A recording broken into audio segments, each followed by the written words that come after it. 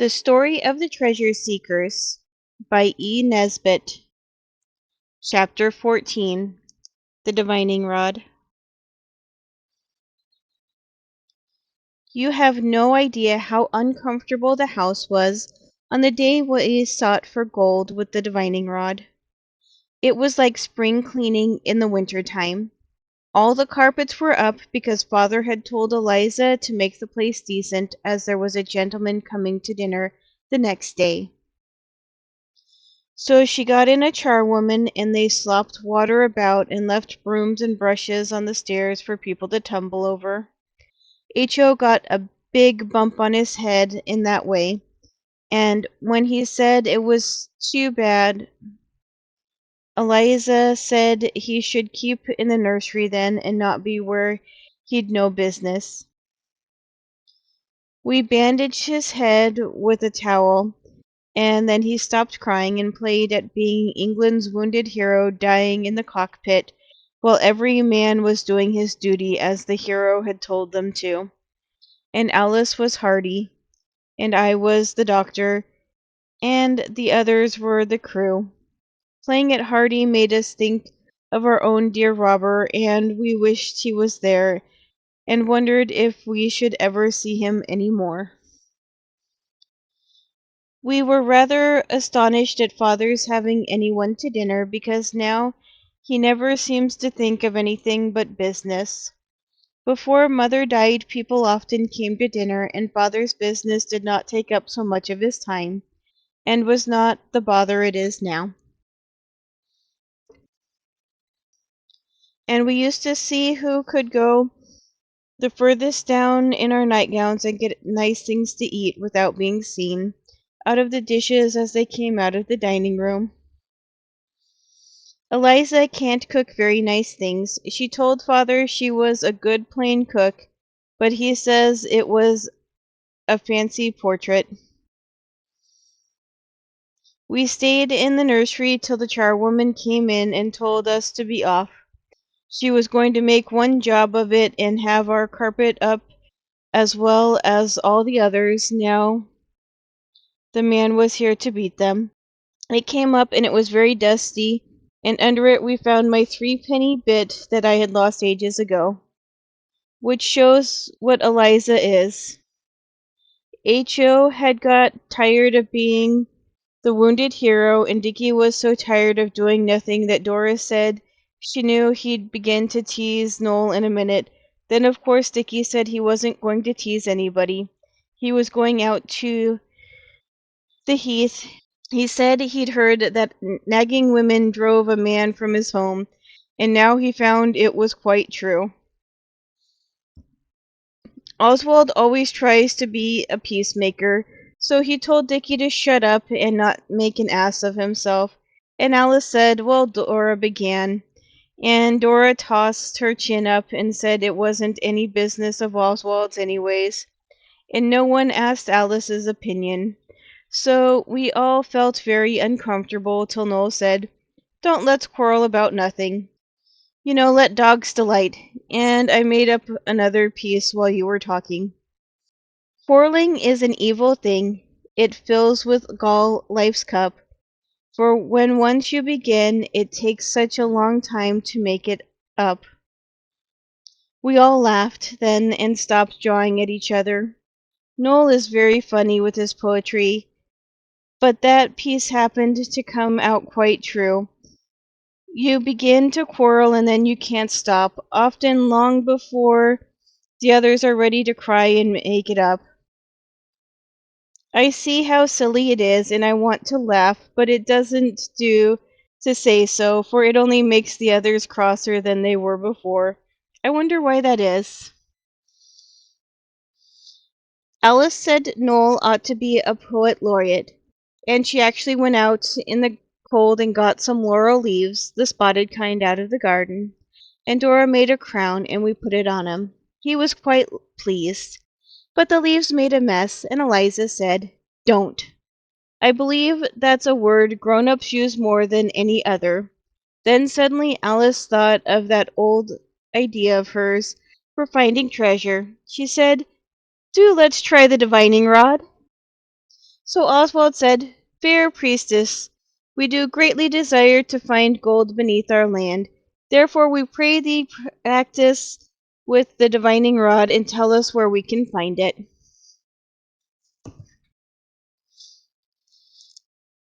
"Do ye desire to fashion it of helms and barbacks?" said Alice. "Yes," said Noel, "and chains and ouches." "I bet you don't know what an ouch is," said Dickie. "Yes, I do, so there," said Noel. "It's a carcanet. I looked it out in the dicker now then." We asked him what a carcanet it was, but he wouldn't say. "And we want to make fair goblets of gold," said Oswald. "Yes, to drink coconut milk out of," said H.O. "And we desire to build fair palaces of it," said Dickie. "And to buy things," said Dora, "a great many things, new Sunday frocks and hats, and kids' gloves, and—" She would have gone on for ever so long, only we reminded her that we hadn't found the gold yet.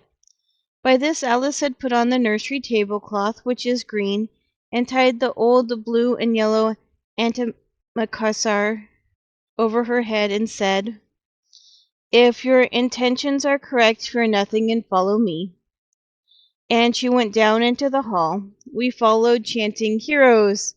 It is a gloomy thing the girls learnt at high school, and we always use it when we want a priestly chant.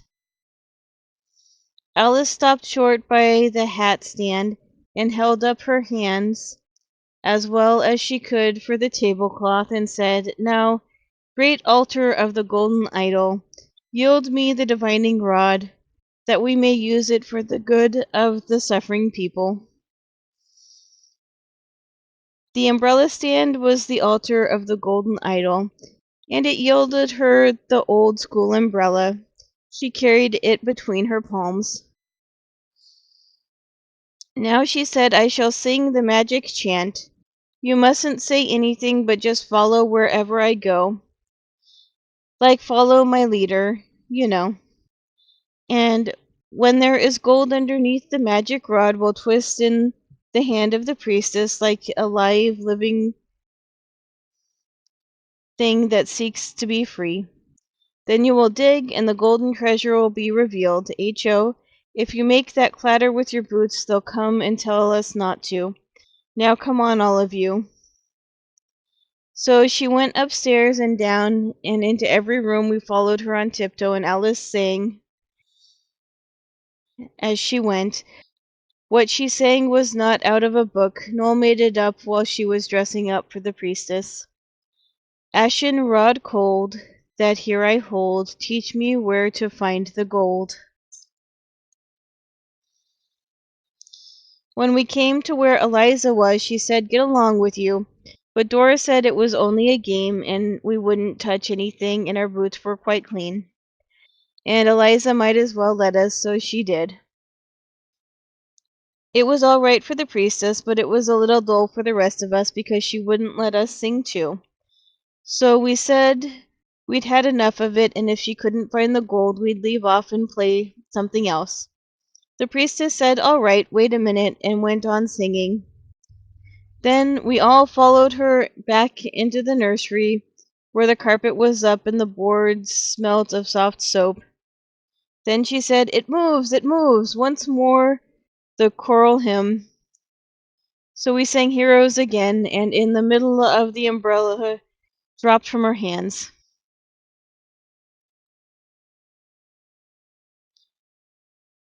"The magic rod has spoken," said Alice. "Dig here." And that with courage and dispatch. We didn't quite see how to dig, but we all began to scratch on the floor with our hands. But the priestess said, "Don't be so silly. It's the place where they come to do the gas. The board's loose. Dig, and you value your lives, for ere sundown the dragon who guards the spoil will return in his fiery fury and make you his unresisting prey." So we dug, that is. We got the loose board up, and Alice threw up her arms and cried, "See the rich treasure? The gold in thick layers with silver and diamonds stuck in it." "Like currants in cake," said H.O. "It's a lovely treasure," said Dickie, yawning. "Let's come back and carry it away another day." But Alice was kneeling by the hole. "Let me feast my eyes on the golden splendor," she said, "hidden those long centuries from human eye. Behold how the magic rod has led us to the treasure more. Oswald, don't push so. More bright than ever, monarch. I say there is something down there really. I saw it shine." We thought she was kidding, but she began to try to get into the hole, which was much too small.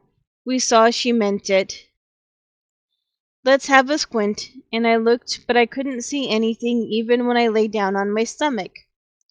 The others lay down on their stomachs too and tried to see. All but Noel, who stood and looked at us and said we were the great serpents come down to drink at the magic pool. He wanted to be the knight and slay the great serpents with his good sword. He even drew the umbrella ready. But Alice said, "All right, we will in a minute, but now I'm sure I saw it. Do get a match. Noel, there's a dear." "What did you see?" asked Noel, beginning to go for the matches very slowly. "Something bright away in the corner under the board against the beam." "Perhaps it was a rat's eye," Noel said, "or a snake's." And we did not put our heads quite so close to the hole till he came back with the matches. Then I struck a match, and Alice cried, "There it is!" And there it was, and it was a half sovereign, partly dusty and partly bright. We think perhaps a mouse disturbed by the carpets being taken up may have brushed the dust of years from part of the half sovereign with its tail.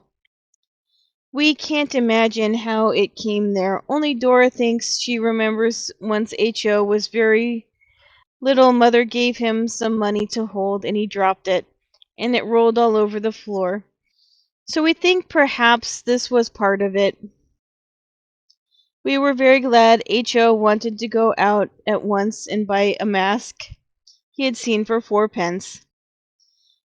It had been a shilling mask, but now it was going very cheap because Guy Fawkes Day was over, and it was a little cracked on the top. But Dora said, "I don't know that it's our money. Let's wait and ask Father." But H.O. did not care about waiting, and I felt for him. Dora is rather like grown-ups in that way. She does not seem to understand that when you want a thing, you do want it, and that you don't wish to wait even a minute. So we went and asked Albert next door's uncle. He was pegging away at one of the rotten novels he has to write to make a living, but he said we weren't interrupting him at all. "My hero's folly has involved him in a difficulty," he said. "It's his own fault, and I will leave him to meditate on the incredible fatuity, the harebrained recklessness, which have brought him to this pass. It will be a lesson to him. I, meantime, will give myself unreservedly to the pleasures of your conversation."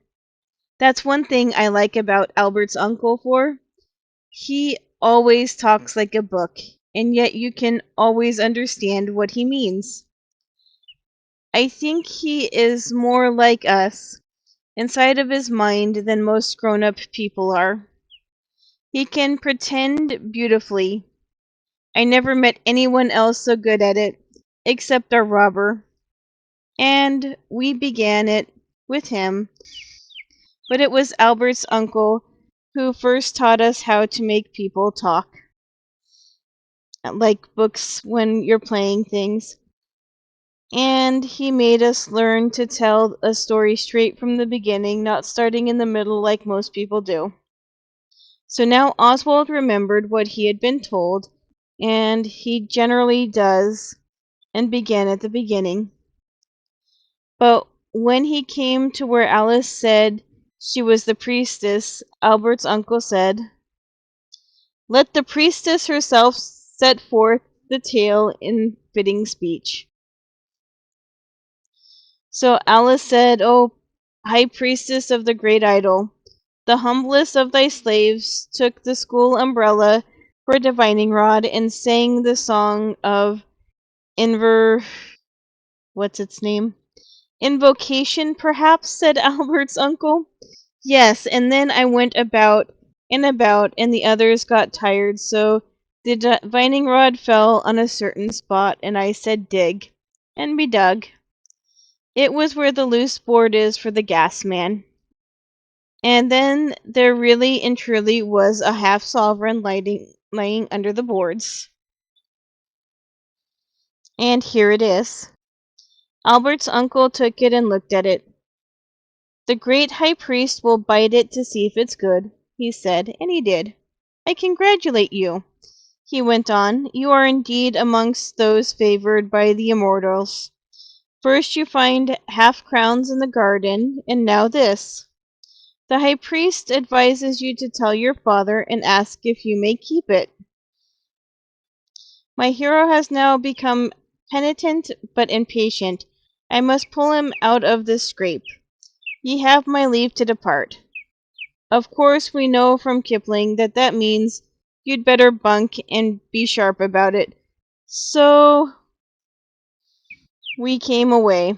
I do like Albert's uncle. I shall be like that when I'm a man. He just gave us our Jungle Books, and he is awfully clever, though he does have to write grown-up tales.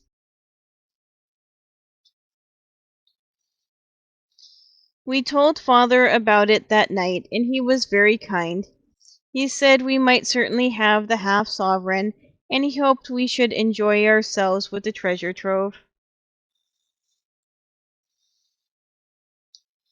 Then he said, "Your dear mother's Indian uncle is coming to dinner here tomorrow night. So will you not drag the furniture about overhead, please, more than you're absolutely obliged? And H.O. might wear slippers or something. I can always distinguish the note of H.O.'s boots." This Indian uncle is not used to children, and he is coming to talk business with me. It is really important that he should be quiet. Do you think, Dora, that perhaps bed at 6 for H.O. and Noel? But H.O., said father, I really and truly won't make a noise. I'll stand on my head all evening sooner than disturb the Indian uncle with my boots. And Alice said Noel never made a row anyhow. So father laughed and said, all right, and he said we might do as we like with the half sovereign. Only for goodness sake, don't try to go in for business with it, he said.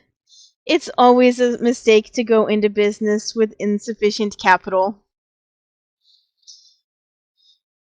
We talked it over all that evening, and we decided that as we were not to go into business with our half sovereign, it was no use not spending it at once, and so we might as well have a right royal feast. The next day we went out and bought the things. We got figs and almonds and raisins and a real raw rabbit, and Eliza promised to cook it for us if we would wait until tomorrow, because of the Indian uncle coming to dinner. She was very busy cooking nice things for him to eat. We got the rabbit because we are so tired of beef and mutton, and father hasn't a bill at the poultry shop. And we got some flowers to go on the dinner table for father's party, and we got hardbake and raspberry noya, and peppermint rock and oranges, and coconut with other nice things. We put it all on the top long drawer. It is H.O.'s play drawer, and we made him turn his things out and put them in father's old portmanteau. Ho is getting old enough now to learn to be unselfish, and besides, his drawer wanted tidying very badly. Then we all vowed by honor of the ancient house of Bastable that we would not touch any of the feast till Dora gave the word the next day. And we gave Ho some of the hard bake so to make it easier for him to keep his vow. The next day was the most memorable day in all of our lives, but we didn't know that then. But that is another story. I think that is such a useful way to know when you can't think how to end up a chapter. I learned it from another writer named Kipling. I've mentioned him before, I believe, but he deserves it.